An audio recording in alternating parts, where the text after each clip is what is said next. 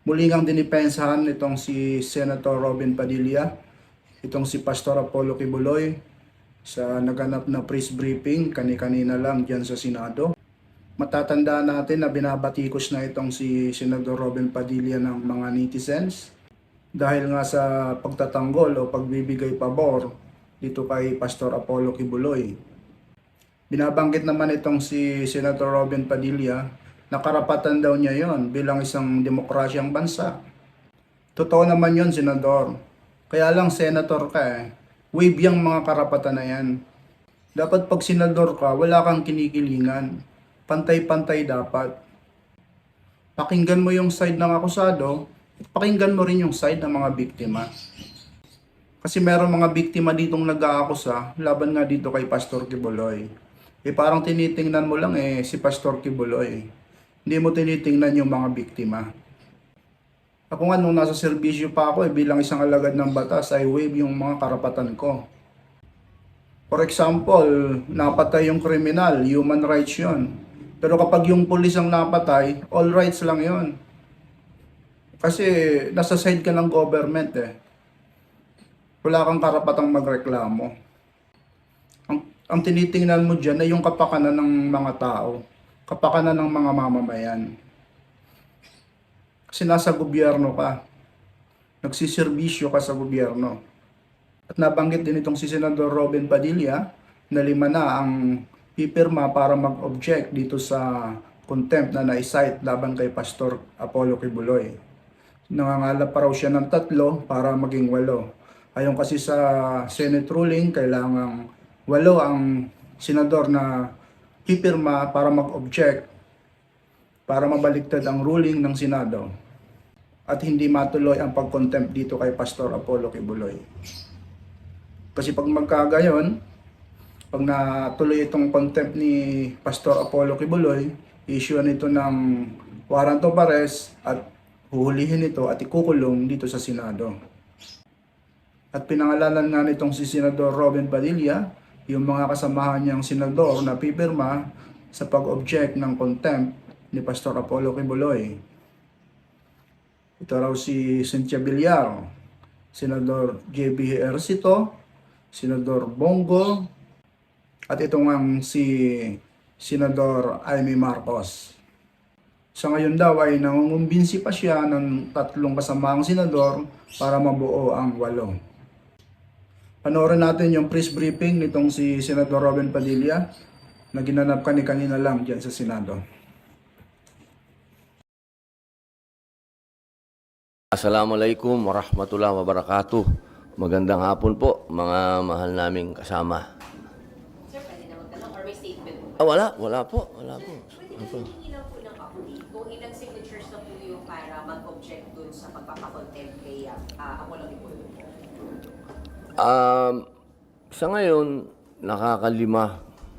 Alhamdulillah, 5. Kailangan ko pa ng 3. May mga nakausap na ako na sa mga napakagandang paliwanag nila. Tinatanggap ko naman na hindi sila pumirma. At yun ang mga bagay na ikinatutuwa at ikinalulungkot. Kasi siyempre, ikinatuwa dahil buhay ang demokrasya sa Senado. Nalulungkot dahil hindi ko pa nakukuha yung 8 boto hanggang sa ngayon. Sir, are you hopeful na makuha may 7 days, parang 5 days na lang, sir, no? Or 4 Mhm. days left Oo. for you to get the remaining full signatures? Inshallah, personal akong tumatawag, personal akong humihingi ng kahit na 5 minutes doon sa mga miyembro. Mayroon pa akong bukas, mayroon pa akong Sabado, Linggo. Sana mapagbigyan pa tayo ng mga hindi pa nagsasabi ng hindi sila pipirma. Sir, gaano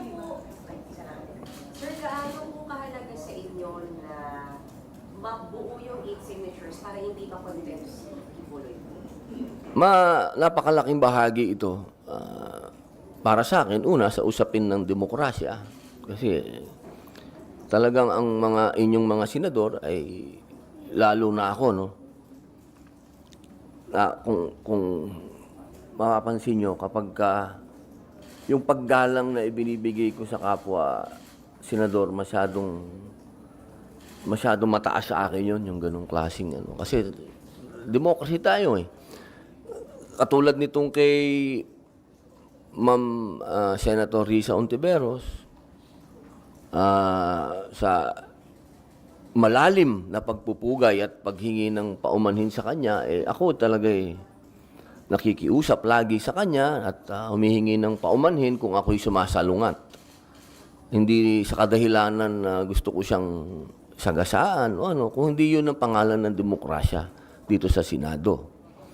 Kaya, ano man ang kahinatnan nitong aking motion na bawiin sana yung contempt, ang mahalaga sa akin dito, pinaglalaban ko to. Kasi demokrasya ito eh. Magkakaiba tayo ng prinsipyo. Hindi ito usapin ng kaibigan ko, si pastor.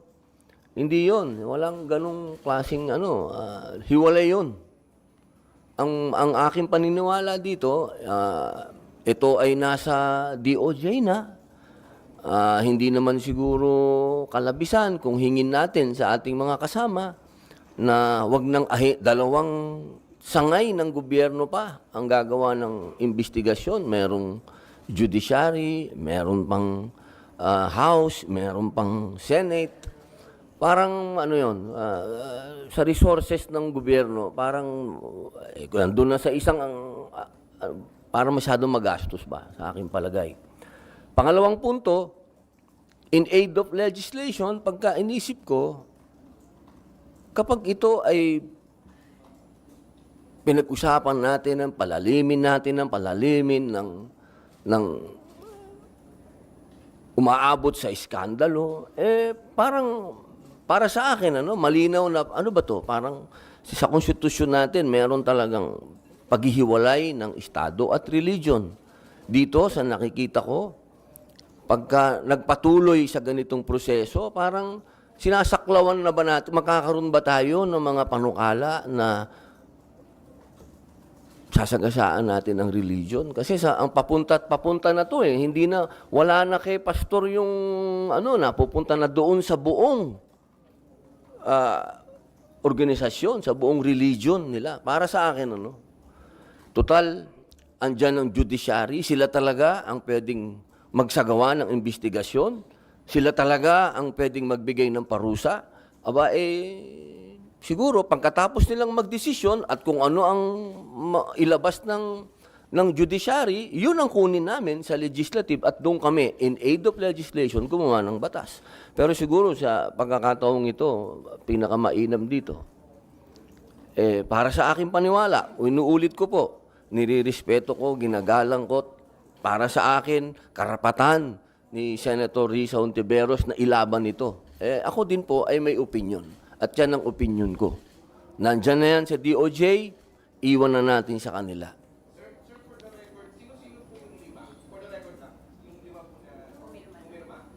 Siyempre,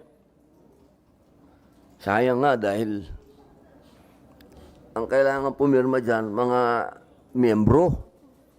Kung nagkataon na miyembro sana si Bato tsaka si Tolentino, di sana may 4 na ako.